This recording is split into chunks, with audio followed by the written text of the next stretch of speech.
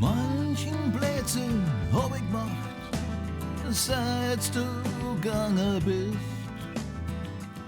Es war ein schmaler Grad, was falsch und richtig ist. Ich war bei reichen Leuten, bei denen, die gar nichts haben.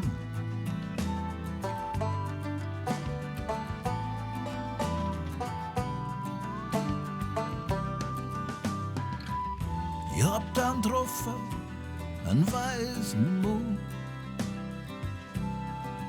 Der hat zu mir gesagt,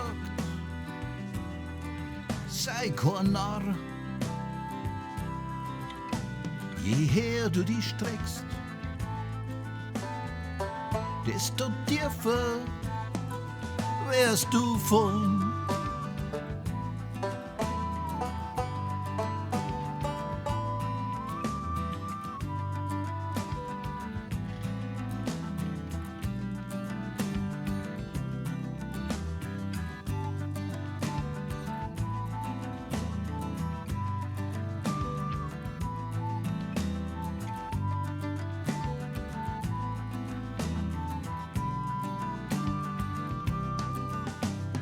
Und ich geh dann wieder mal da im Park spazieren.